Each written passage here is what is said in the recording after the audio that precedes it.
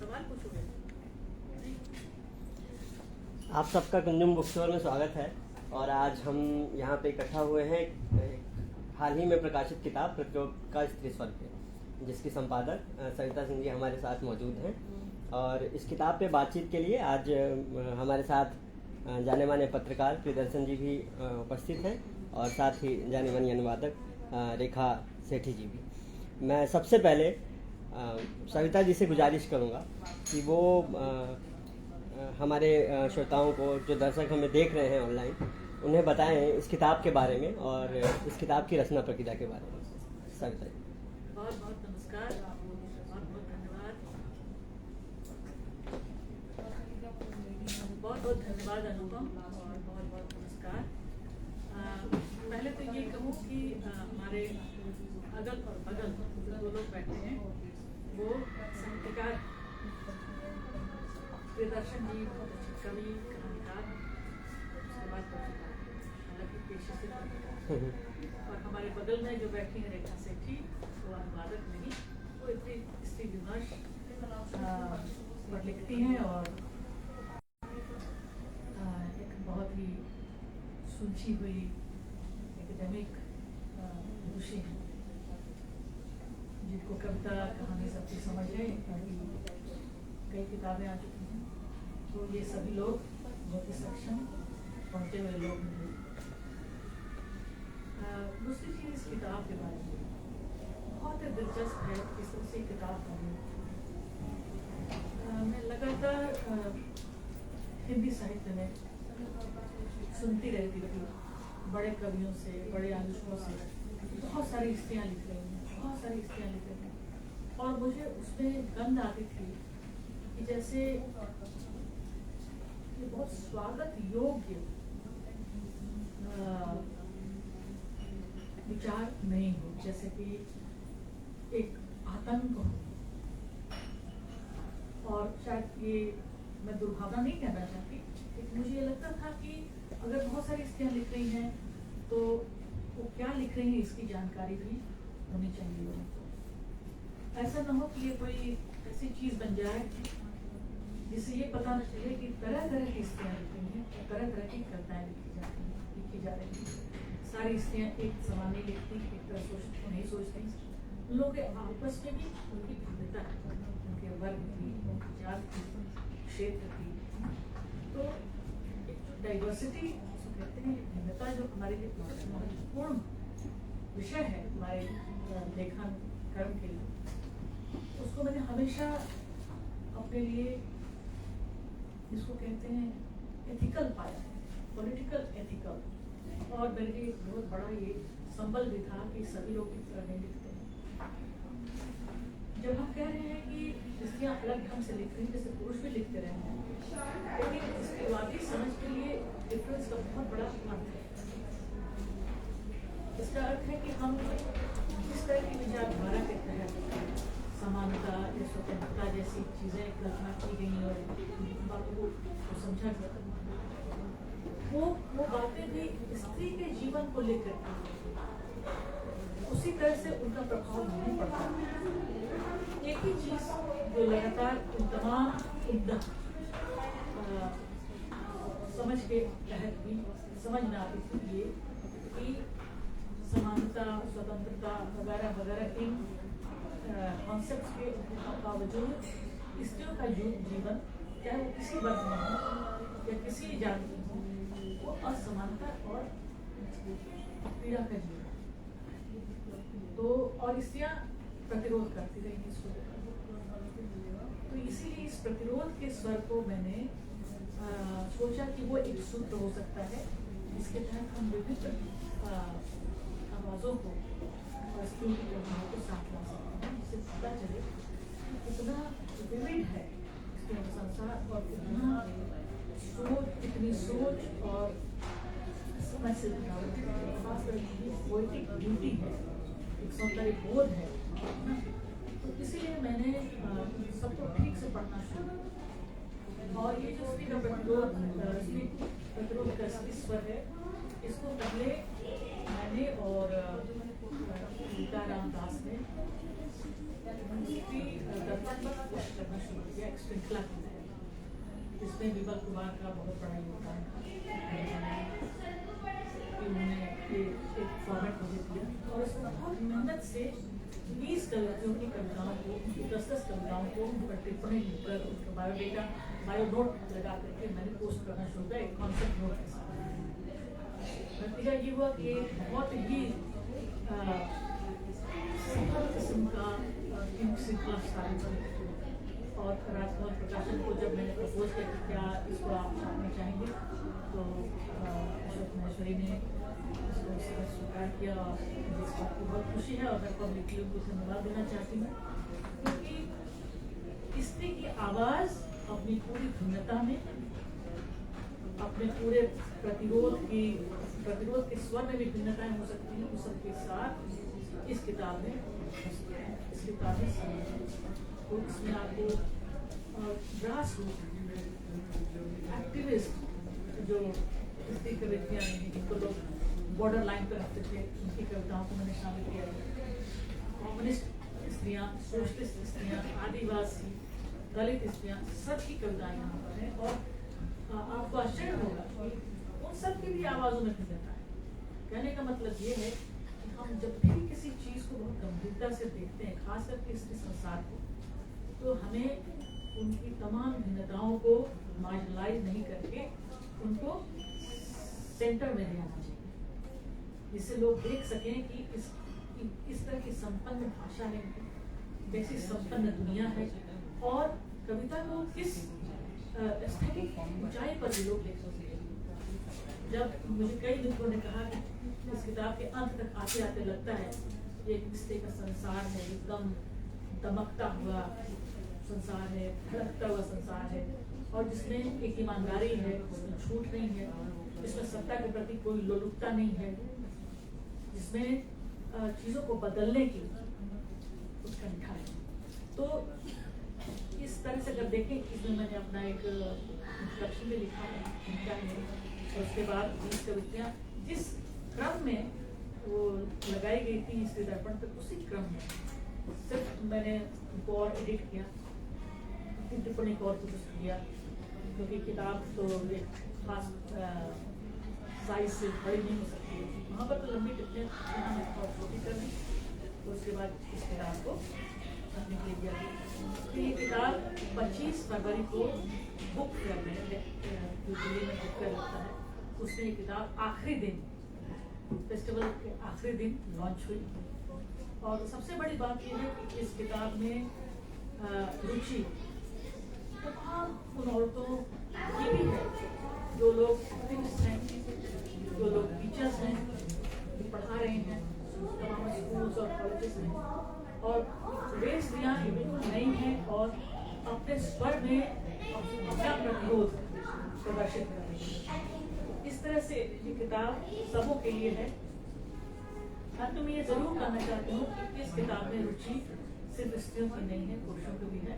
और आज प्रदर्शन जी तो हमारे साथी हैं, इस पर बोलने वाले लोगों में जब ये लॉन्च हुई थी तो देवी प्रसाद मिश्र थे, और आज असद जैदी साहब को आना था, वो नहीं आ पाए हैं क्योंकि वो अस्वस्थ हैं, वो भी बोलना चाहते थे। इसका ब्लर्ब लिखा है राजेश जोशी ने, और ये किताब डेडिकेटेड है एंजेला डेविस, जो ब्लैक फेमिनिज्म की एक्टिविस्ट तो हैं, ब्लैक फेमिनिज्म की प्रमुख स्वर हैं अमेरिका में, वृंदा करात को जहाँ सिक्किम से जुड़ी हुई हैं और एडवा की चीफ रही हैं, और कुमुदनी पति को जो एडवा की प्रेसिडेंट रही हैं। तो और इन लोगों से मेरी आत्मीयता रही है, ये सिर्फ मुझे नहीं चुन ली गई है, इन लोगों को मैं जानती हूँ, इन लोगों से बहुत प्रेम करती हूँ और आदर करती हूँ। और मेरा ये मानना है कि जहाँ कहीं भी स्त्री संघर्ष कर रही है, अपना प्रतिरोध दर्ज कर रही है, उन सबको ये किताब समर्पित है। ये 3 नाम तो सिर्फ प्रतिनिधि नाम। इन्हीं शब्दों के साथ मैं चाहती हूँ कि मैंने किताब का परिचय दिया, आपको ठीक से बताया कि क्या है किताब। मुझे अत्यंत खुशी है कि मैं किताब कर सकती, और इसका महत्व तो अब आगे पता चलेगा, लेकिन मुझे ऐसा लगता है कि ये एक काम, महत्वपूर्ण काम मैंने किया, कर लिया, जो सबके फायदे का है, क्योंकि हमें एक समानता पर आधारित समाज को बनाना है। सत्ता को क्षण क्या मतलब चाहते हैं कि सत्ता खत्म हो जाए, तोड़े हम लोग और लोगों को स्वतंत्र करें कि अपने जीवन फिर से दोबारा रखें। तो इन सब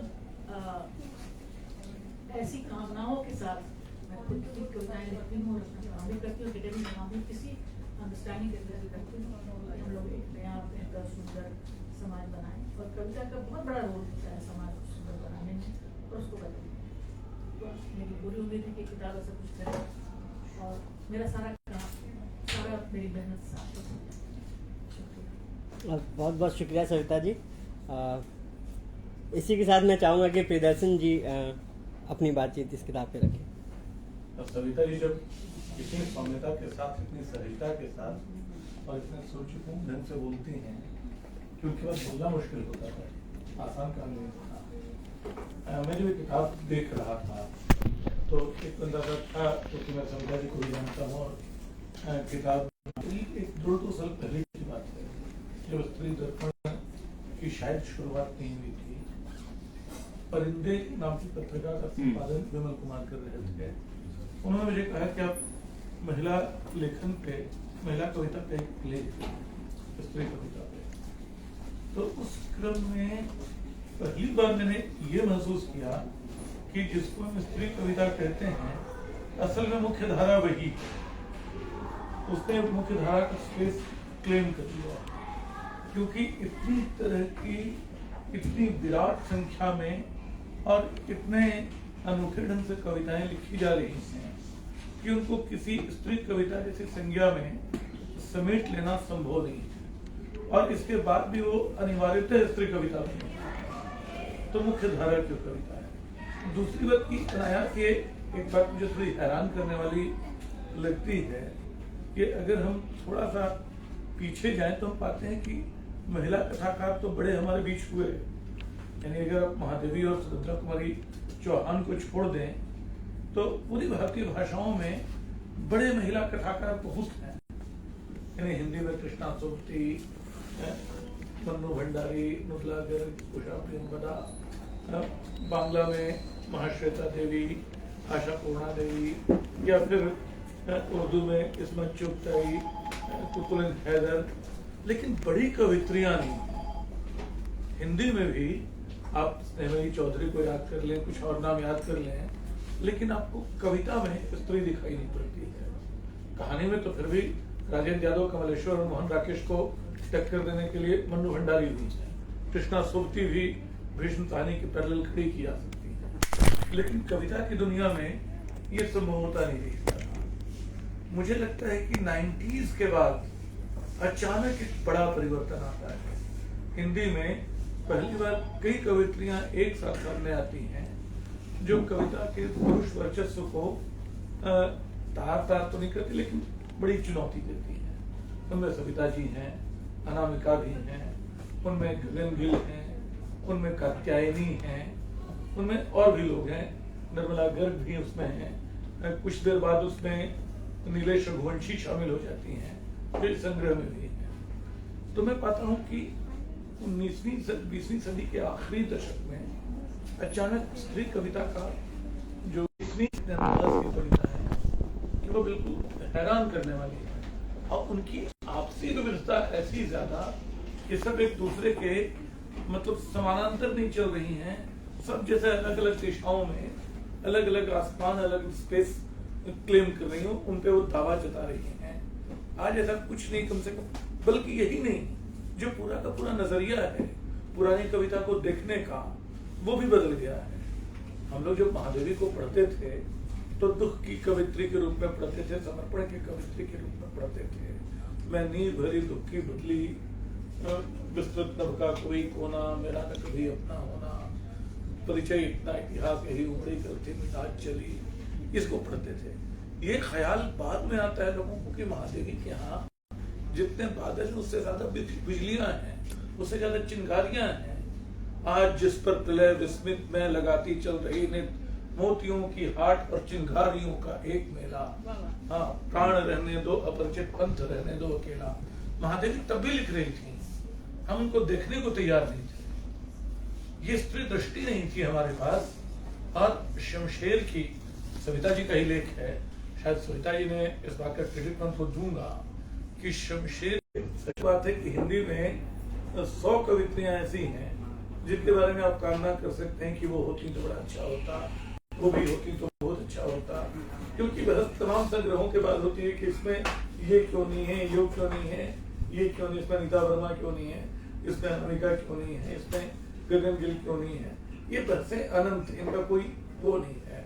इसमें निर्मला पुतुल क्यों नहीं है, जसंता क्रिकेटर, और निर्मला है जो पूनम मासूम नहीं है। हाँ, पूनम मासूम नहीं है। हाँ, नहीं मैं ऐसे मैं उदाहरण नहीं दे रहा हूँ, मैं बोल रहा हूँ कि चूंकि 50 नाम ऐसे हैं जो एक दूसरे के साथ खड़े हैं, बिल्कुल चुनना सिर्फ 20 को है, तो 20 ऐसे लोग चुने गए हैं जिनकी कविता का अपना मिजाज है।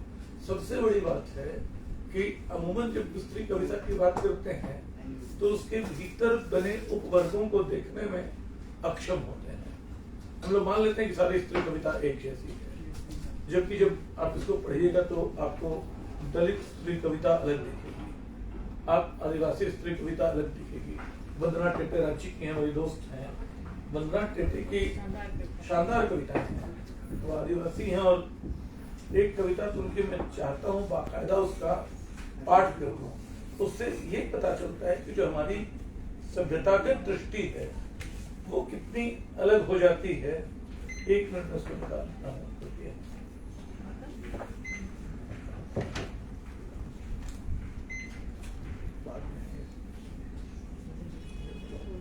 Page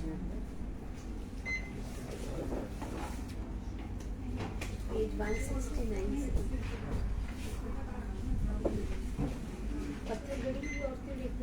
नहीं वो नहीं, वो भी बहुत शानदार कविता है, लेकिन ये देखिए, लो जी हम भी आ गए, लो जी हम हाथी भी आ गए, सले सले हिसाब दो जवाब दो, हमारा घर क्यों उजाड़ा, लो जी हम भालू भी आ गए, धिरोम धिरोम हिसाब दो जवाब दो, हमारा शहद क्यों लूटा, लो जी हम मैना भी आ गए, सरई सरई हिसाब दो जवाब दो, हमारा घोंसला क्यों तोड़ फोड़ किया, लो जी हम डुबडुबिया मछली भी आ गए, रसे रसे हिसाब दो जवाब दो, हमारा गढ़ा डोरा क्यों बढ़ दिया, लो जी हम बाघ भी आ गए, तिताम तिताम हिसाब दो जवाब दो, हमारे जंगल में हमारा राज क्यों छीना, लो जी हम भग जोगनी भी आ गए, तेरी तेरी तेरी तेरी हिसाब दो जवाब दो, हमारा आसमान क्यों गंदा किया, लो जी हम मेढक भी आ गए, डुबुक डुबुक हिसाब दो जवाब दो, हमारा नदी तल क्यों बेच दिया। क्या बोले, हमारी भाषा नहीं समझते। वाह वाह, तो किसी की मदद लो, लेकिन हिसाब दो जवाब दो, चारों कोना खोजा चारों कोना ढूंढा, गूगल पर भी नहीं मिली तुम सबकी भाषाएं, तुम क्या करें, हिसाब दो जवाब दो, लो जी हम भी आ गए, हमारी भाषा तो समझते हो ना, या समझाऊं तुम्हारी भाषा में, भरमाओ मत, आंख दिखाओ मत, हिसाब दो जवाब दो। ये कविता असल में एक पूरा सभ्यतागत विमर्श रचती है। ये हम मान लेते हैं कि सभ्यता के केंद्र में सिर्फ मनुष्य है, जो भी है मनुष्य के उपभोग के लिए है, यानी बचेगा वही जो इंसान के काम आएगा। कौवे खत्म हो रहे हैं, मुर्गे बचे हुए हैं, क्योंकि मुर्गे हम खाते हैं, जरूरत पड़ने पर उनको जला भी देते हैं जब पता चलता है कि वो मतलब किसी बीमारी के शिकार हो रहे हैं, बर्ड फ्लू आ रहा है तो कलिंग शुरू हो जाती है। तो ऐसे पूरी सभ्यता का एक विमर्श जो है, ये एक आदिवासी कवित्री ही बना सकती है। ये शहरी मध्यवर्ग के संकट, उसके सरोकार की चीजें, जिसने अपने जंगलों को उजड़ते देखा है, जिसने अपने खेतों को, जिसने अपने गांवों को नष्ट होते देखा है, जिसने अपनी नदियां सूखती देखी हैं, जिसको समझ में आता है कि उसके हाथी घोड़े बाघ बकरी मछली अब भगजोगनी तक वो सब गायब हो रही हैं। तो ये बहुत बड़ी बात है जो इसमें संग्रहित है। इस तरह की और भी कविताएं हैं, दलित कविताएं, सुशीला डॉक्टर की अलग कविताएं, अनिता भारती की अलग कविताएं, ये सारी चीजें जो हैं इस संग्रह को मेरे लिहाज से एक बहुत ही महत्वपूर्ण हमारे समय के स्त्री प्रतिरोध के स्वर की बहुत महत्वपूर्ण प्रतिनिधि उसके साक्षी के रूप में प्रस्तुत करती थी। लेकिन चूंकि काला टीका लगाना हर जगह होता है, तो मतलब इस बहुत ही अच्छे संग्रह, बहुत जरूरी संग्रह है। अच्छा शब्द का छोटा शब्द है, अच्छा आजकल हर चीज के लिए इस्तेमाल किया जाता है, लेकिन हमारे समय के लिए जो जरूरी संग्रह है।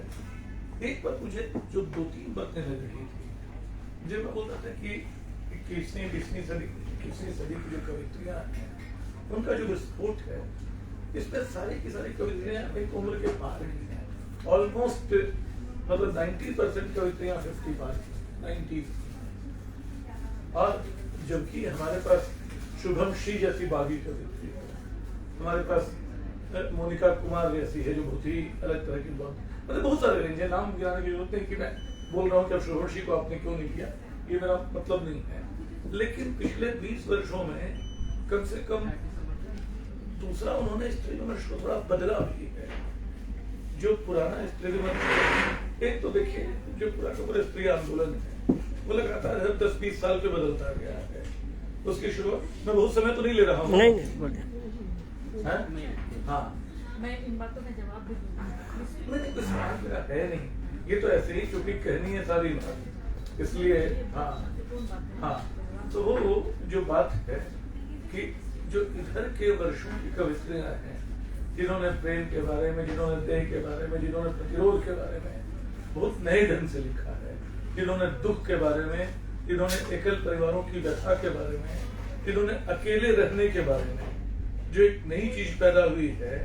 20 साल पहले वो सारे प्रतिरोध करते थे, लेकिन अब अकेली स्त्रियां हैं, अकेले रह रहे हैं शहर में, हमारा कोई नहीं है, वो उसके बाद भी हम खड़े हैं।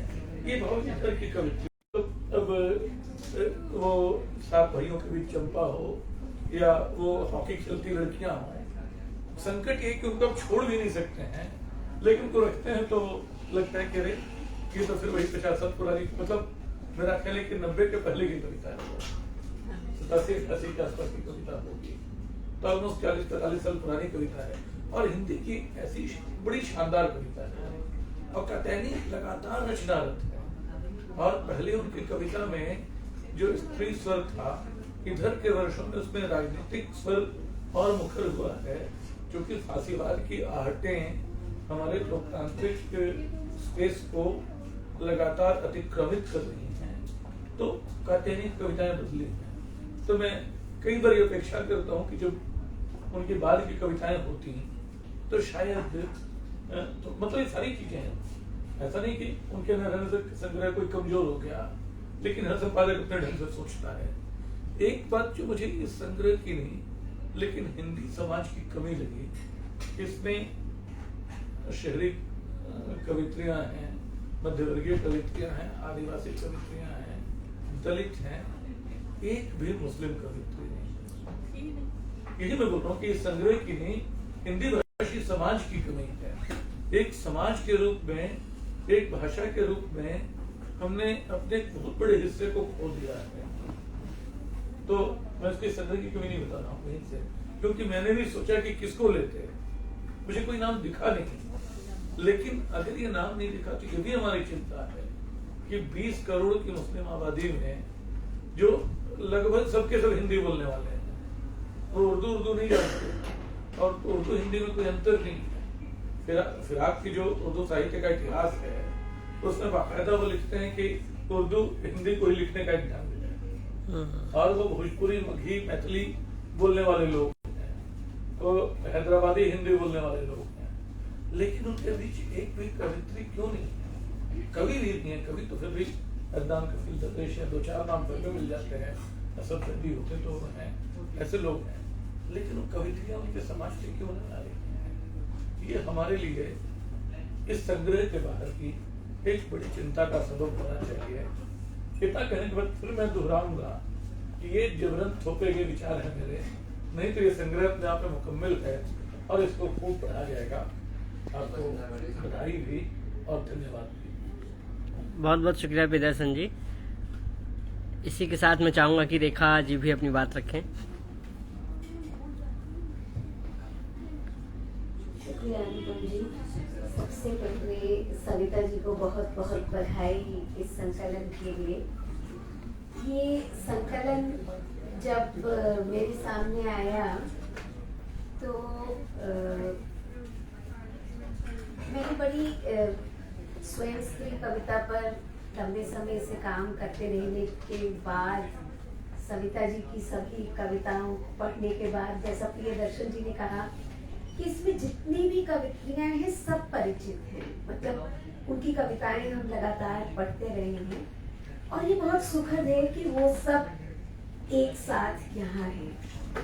लेकिन उससे भी ज्यादा जो आयाम चुना है सविता जी ने प्रतिरोध की बात करने का, क्योंकि हम स्त्री को हमेशा एक सौंदर्य चेतना से जोड़कर देखते हैं।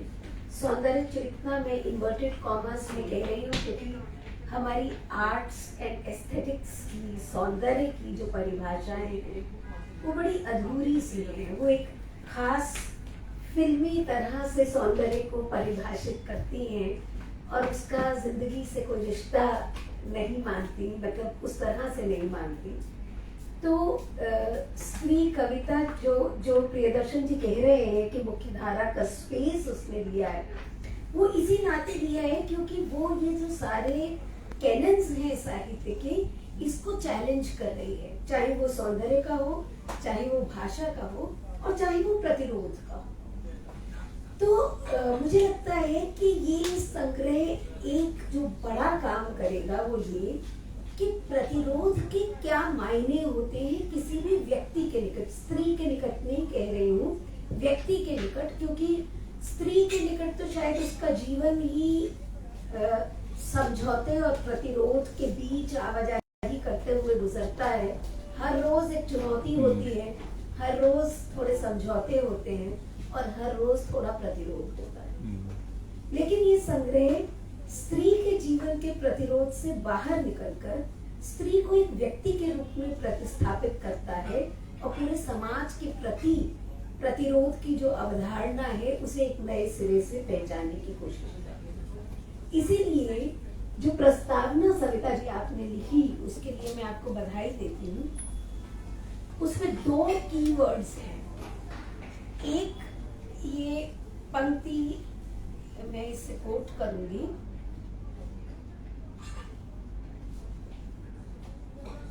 हम स्त्रीवादी सोच के लोग पितृसत्ता से छुटकारा चाहते हैं।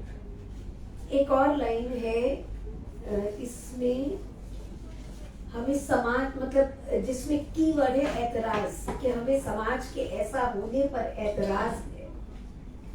तो जो प्रतिरोध बनता है वो अक्सर अस्वीकार से, आक्रोश से, विद्रोह से बनता है, लेकिन उतना भर कर देने से वो प्रतिरोध अधूरा रहता है।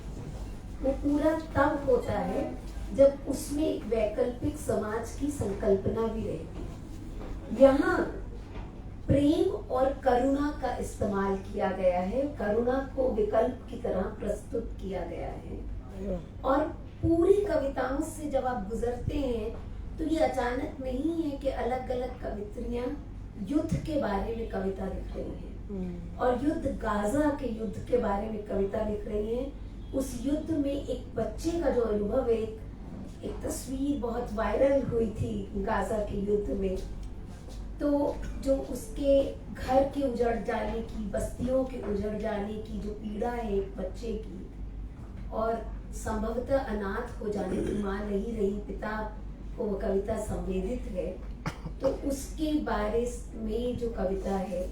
और अलग अलग कवित्रियों ने वो कविता, मतलब उस दृश्य को, उस चिंता को अपनी कविता का विषय बनाया। ये महत्वपूर्ण है। तो ऐसा जो कहा जाता है कि स्त्री कविता का स्वर एक खास तरह से केवल पितृसत्ता के विरोध में है, तो ये संकलन आपको बताता है कि ऐसा देखना, ऐसा कहना अधूरा, देखना अधूरा कहना होगा, क्योंकि प्रतिरोध एक पूरा मुकम्मल विचार है जो हर तरह के अतिवाद, ऑपरेशन के विरुद्ध खड़ा होता है। और स्त्री का प्रतिरोध विशेष रूप से महत्वपूर्ण होता है क्योंकि उसमें ये चिंता, उसमें एक ये जो समाज के बनने की, एक नए समाज के बनने की चिंता है वो उसमें रहती है। इसमें एक कविता मैंने पढ़ी, आज सुबह ही पढ़ी, और तो मुझे लग रहा था कि सब मुझे याद रहेंगी, लेकिन कविता का मजमून याद आ रहा है, किसकी है कविता ठीक से नहीं अभी बता पा रही, रिकॉल नहीं कर पा रही, लेकिन वो कविता है कि कैसे हर बार पुरुष को एक ट्रेनिंग मिलती है और उसके अंदर की स्त्री धीरे धीरे खत्म की जाती है यूनिवर्सिटियों में। तो है कविता कृष्ण पल्लवी की है, क्योंकि अभी प्रियदर्शन जी ने जो बात उठाई थी कि कैसे पवन करण की कविता हो या अन्य कवियों की कविता हो, तो एक जो स्त्री कविता ने काम किया है कि संवेदना की जो बनावट है, अनुभव की जो बनावट है, उसको बदला है। तो ये अपने आप में महत्वपूर्ण है कि कैसे जेंडर किस तरह का रोल प्ले कर रहा है, कि वो आपको बदल रहा है, स्त्री होने या पुरुष होने। वास्तव में देखा जाए तो जो भारतीय चिंतन का फोकस हमेशा से है वो अर्धनारीश्वर पर है, जिसमें कि स्त्री के भीतर पुरुष और पुरुष के भीतर स्त्री को स्वीकार किया गया। और हमेशा से मतलब प्रियदर्शन जी का यहाँ होना ही इस बात का प्रमाण है कि उनको इस चीज की चिंता है।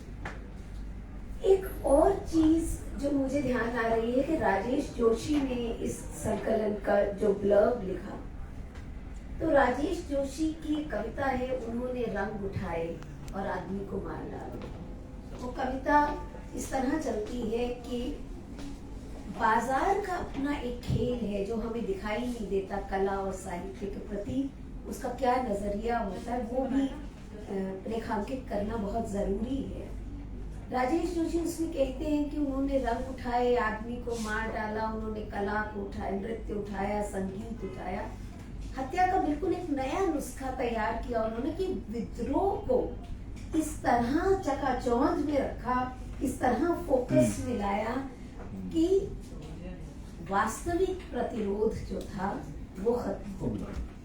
तो ये संकलन जो वास्तविक प्रतिरोध है, जो चकाचौंधी रोशनियों में फ्रेम करके सजा हुआ नहीं है, बाजार द्वारा खरीदा गया नहीं है, ये कविताएं वो प्रतिरोध सामने लाती हैं। जसिंता करकेटा की बहुत खूबसूरत कविता इसमें है कि लोग उनसे पूछते हैं कि वो कैसे आदिवासी है, जो वो गहना नहीं पहनती, उसने अपने शरीर पर बुधवार नहीं रखा। तो जो मतलब कैसे हम रिड्यूस करते जाते हैं चीजों को। हम कह रहे हैं कि हम आदिवासी कविता को शामिल कर रहे हैं, लेकिन ये भी उस कवित्री का दर्द है कि हम आदिवासी को किस तरह की पहचान दे रहे हैं, एक खास तरह पे नाच गाने की, आभूषण की, लेकिन आदिवासी कविता जो है उसकी पहचान क्या है, अपनी मिट्टी से जुड़े होने की, विस्थापन की। तो जसिंता उस आवाज को मुख्य धारा में लाकर बात कर रही है। जो अभी वंदना टेटे की कविता भी प्रियदर्शन जी ने पढ़ी, तो निश्चित रूप से स्त्री कविता ने ये कोशिश की है कि उसने आपकी आस्वाद को बदला है। कविता कैसे पढ़े, अभी हमारी ये चर्चा चल रही थी, तो आप आज माने या ना माने, लेकिन इस सब का फैसला वक्त करता है।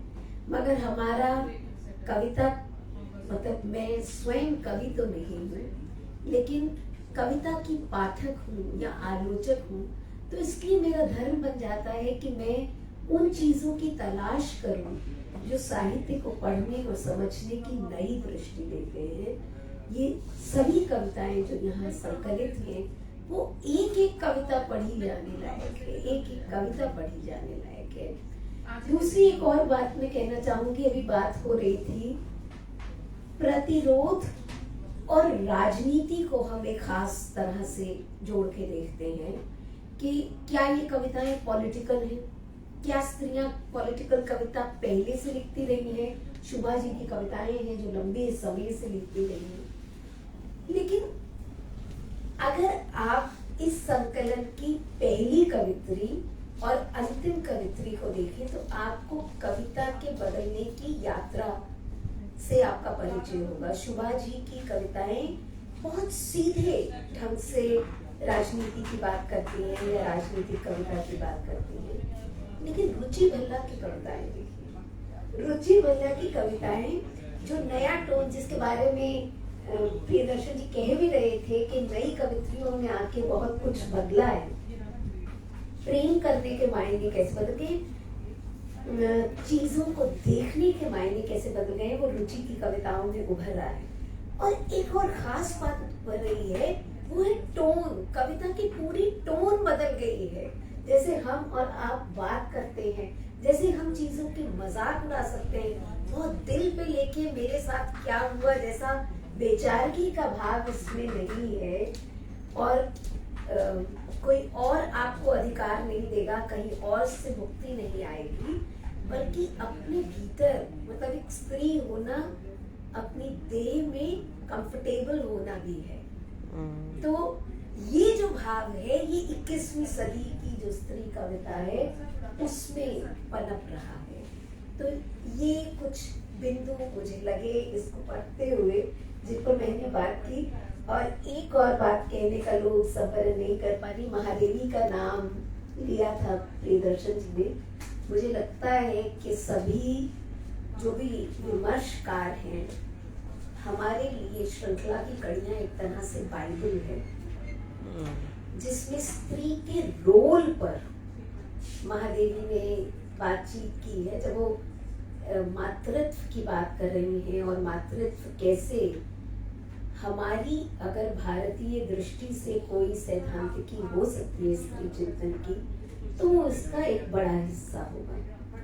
लेकिन महादेवी वहां बात करती हैं कि स्त्री को ही केयर गिवर क्यों होना, मतलब ये 40 में बात करेंगे केयर गिवर, मतलब एक तरह से चाहे ये शब्द मतलब पश्चिम का हो और लेकिन स्त्री चिंतन में 3-4 चीजें हैं जो जिन पर हमें बात करनी चाहिए कि स्टेट का रोल क्या होता है। तो जब हम प्रतिरोध की बात करते हैं तो राज्य का क्या रोल है, राज्य कैसे उन चीजों को बदलेगा, लेकिन साथ ही साथ घर की क्या भूमिका है, घर उसे कैसे बदलेगा, और घर बदल रही है, इसे भी स्वीकार करना हमारे लिए बहुत जरूरी है। मैं तो अक्सर कहती हूँ कि मैं अपने आप को अपनी माँ और अपनी बेटी के बीच में प्रतिष्ठित पाती हूँ और देखती हूँ कि इस यात्रा में कितना कुछ बदल गया है। महादेवी की एक और चीज की तरफ ध्यान दिलाना चाहूंगी कि एक तो उनकी कविताओं को एक खास नजरिए से पढ़ा गया और उनके संस्मरणों को भी एक खास नजरिए से ही पढ़ा गया है। लेकिन पिछले दिनों जब मैं यूं ही उसे उलट पलट रही थी, मुझे ये स्वीकार करने में कतई मतलब मैं कहूँ कि मैंने पूरा नहीं देखा था, तो अचानक से मैंने देखा कि जवाहरलाल नेहरू पर महादेवी क्या लिखी। यूं ही मेरी जिज्ञासा हुई, नहीं तो 4 खंड पढ़ते पढ़ते, वो तो हम सब कुछ पढ़ते हैं क्योंकि हम साहित्य के विद्यार्थी, BA MA में महादेवी के पूरे संकलन है, तो उनको तो हमने पढ़ा था रेखा चित्र में, लेकिन राजेंद्र बाबू पर क्या लिख रही हैं या जवाहरलाल नेहरू पर क्या लिख रही हैं, ये मैंने पहले नहीं पढ़ा। तो मैंने यूं ही उसे पढ़ना शुरू किया और पढ़ते पढ़ते बीच में 1-2 पैराग्राफ उसमें ऐसे आए जहां महादेवी ने लिखा कि एक दिन नेहरू ने उन्हें तलब किया और कहा कि उन्हें सूचना मिली है कि वो क्रांतिकारियों के पत्र इधर से उधर पहुंचाते हैं। तो मतलब महादेवी का एक ऐसा भी रोल है।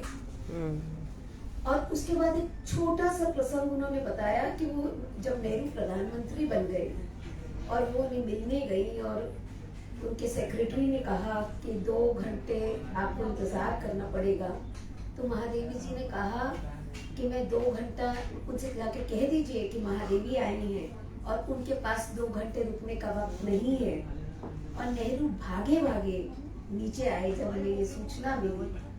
तो यानी एक लेखक और एक प्रधानमंत्री का क्या संबंध था, ये भी वहाँ रीडिफाइन होता है।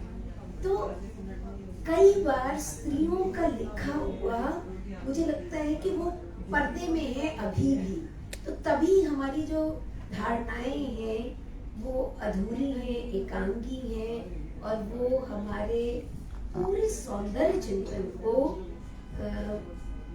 चुनौती दे रही हैं। उन्हें उस तरह से पढ़ा जाना चाहिए और ये उनको अपने बीच शामिल करना।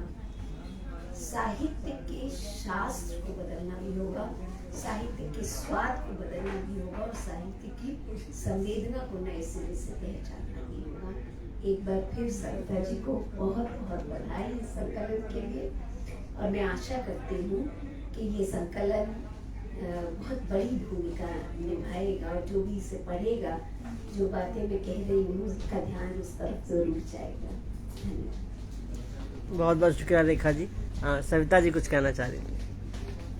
तो पहले तो मैं प्रियदर्शन जी को और प्रिय रेखा सेठी को बहुत बहुत धन्यवाद दूँ।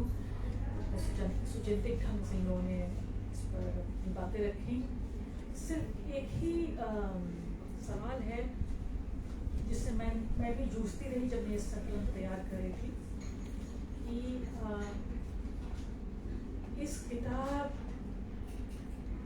की आत्मा कैसी हो। जैसा मैंने कहा कि बहुत सारी स्त्रियां लिख रही हैं और बहुत अच्छा लिख रही हैं और बहुआयाम है उनके लेखन में, बहुत सारे स्वर। तो मैंने इसमें प्रतिरोध का जो स्वर है उसमें मेरी भूमिका में आप पढ़ेंगे इंट्रोडक्शन जो मैंने लिखा है उसमें मैंने कहा है कि ये खास किस्म की प्रतिरोधी कविताएं हैं जिनका प्रत्यक्ष स्वर राजनीतिक है।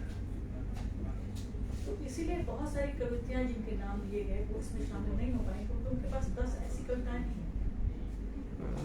ये और बहुत ईमानदारी से मैं कह रही हूँ, 2 तरह की बहुत ब्रॉड अर्थ हैं, 2 तरह से इसके हैं। एक जो इस व्यवस्था को जिसको हम पितृसत्तात्मक दमनकारी व्यवस्था कहते हैं उसको बदलना चाहते हैं और उसके लिए एक राजनीतिक ऊर्जा के साथ लिखते हैं और ध्येय के साथ। दूसरी जो इसे बेहतर बनाना चाहती है, इसमें विन्यस्त होकर इसे बेहतर बनाना चाहती है। तो जो इसमें विन्यस्त होकर इसे बेहतर बनाना चाहती है वो वैसे स्वर इसमें शामिल नहीं थे। इसमें वही है जो इसे बदलना चाहती है। ये स्त्रीवादी कविता है, इसकी कविता का संकलन नहीं है, ये प्रतिरोध के स्वर है और इसलिए मुझे बहुत इस पर सोचना पड़ा।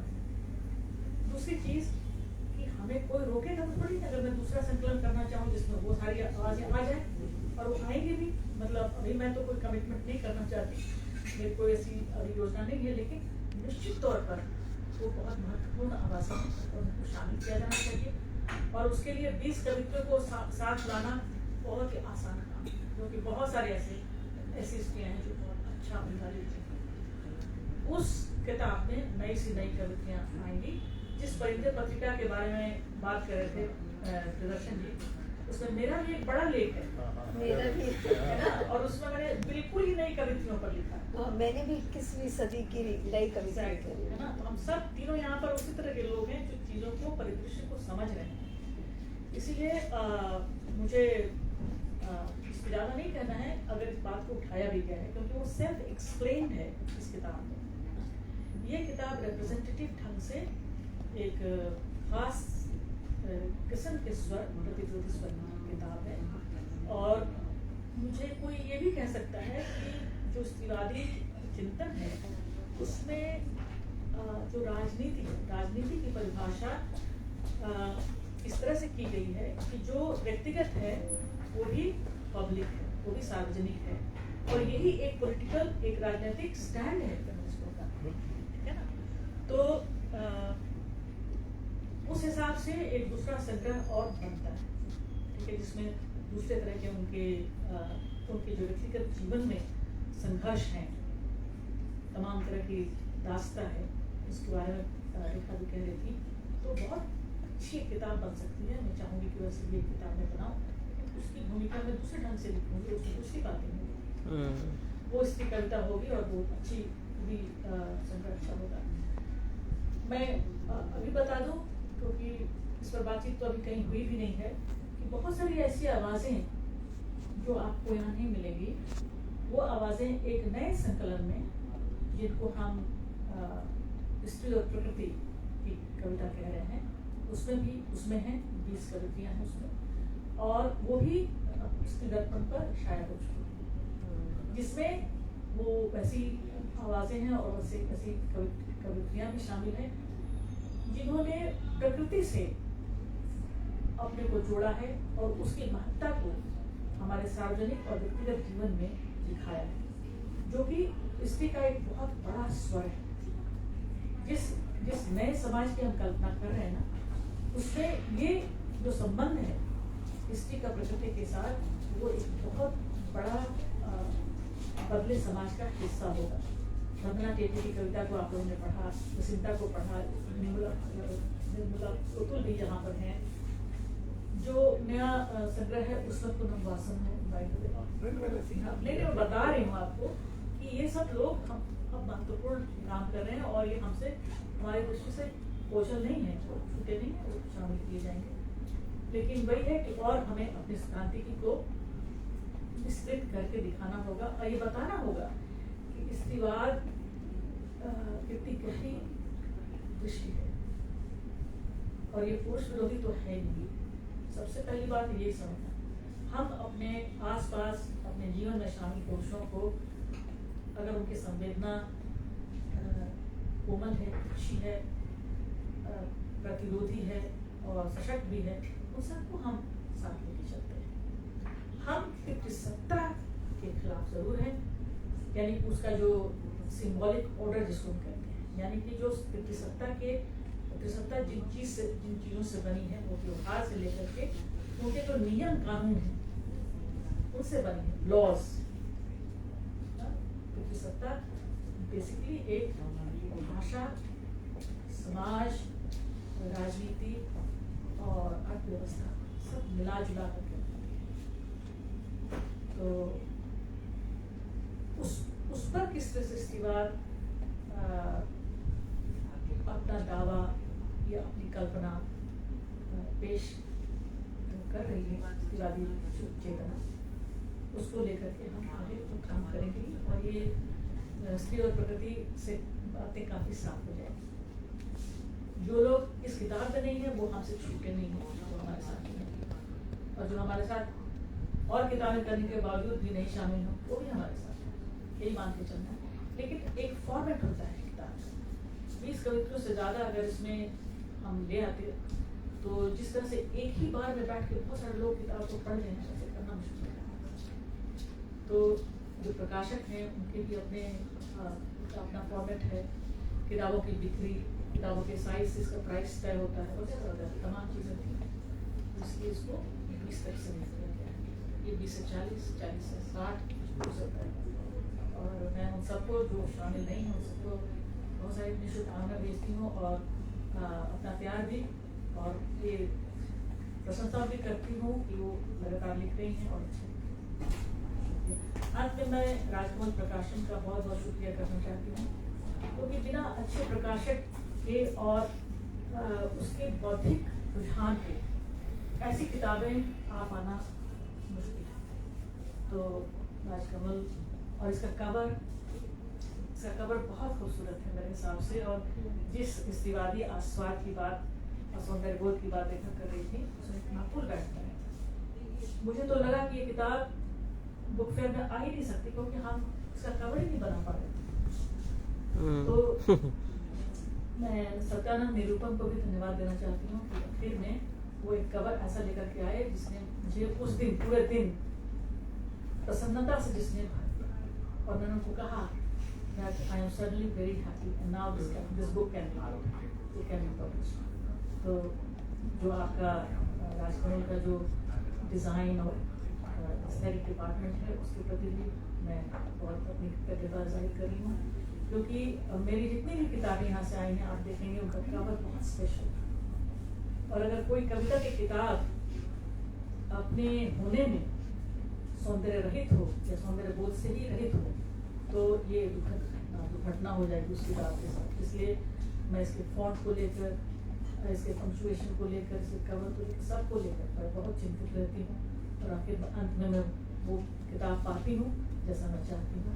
तो इससे भी साबित होता है कि एक प्रकाशक की क्या जिम्मेदारी होती है और उसका अपना क्या एक भौतिक स्तर होता है जिसके तहत वो हम जैसे लोगों को छापते हैं और हमारी प्रशंसा भी पाते हैं।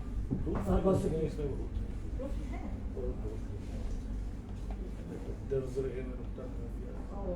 ठीक है। ओह, अच्छा। तो किताब एक्चुअली आ रही थी ना वो लैब में इसको हाँ इसको सुधा दिया जाए अगर कहीं कुछ नुकता ही का शायद प्रॉब्लम है नहीं और भी है। ठीक है देखेंगे। तो बहुत बहुत शुक्रिया और आई होप ये किताब पढ़ी जाएगी और ये किताब सराही जाएगी और इसमें जो आवाज़ें हैं उनको लोग ध्यान से ठीक से सुनेंगे पढ़ेंगे समझेंगे। बहुत बहुत शुक्रिया। बहुत बहुत शुक्रिया सविता जी। और जितने लोग हमसे इस लाइव कार्यक्रम में जुड़े हुए हैं उन लोगों से ये गुजारिश है कि वो लोग ये किताब पढ़ें और पढ़कर अपनी राय हम तक ज़रूर पहुंचाएं। आप सभी हमसे जुड़े रहे लाइव कार्यक्रम के दौरान।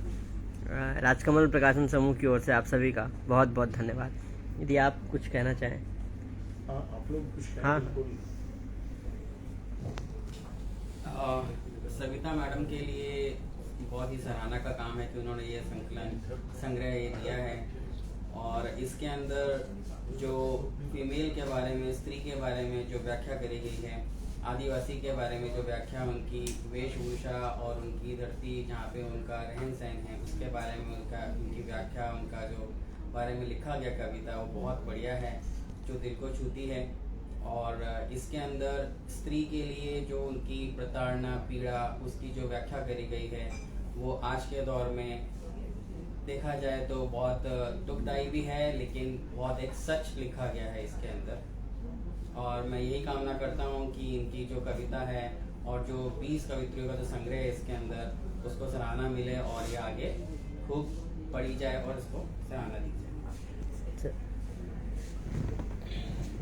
संग्रह के लिए सविता जी को बधाई और मेरी शुभकामनाएं। इसको लोग पढ़ें और ये बहुत ज़रूरी किताब है। हम पढ़ने पढ़ते हैं कुछ अभी खरीदना भी है हमको। और मेरी शुभकामनाएं। धन्यवाद। बहुत बहुत शुक्रिया आप सभी का। आप सब लोग यहाँ पे आए और एक सार्थक बातचीत को साकार कर सके। जल्दी से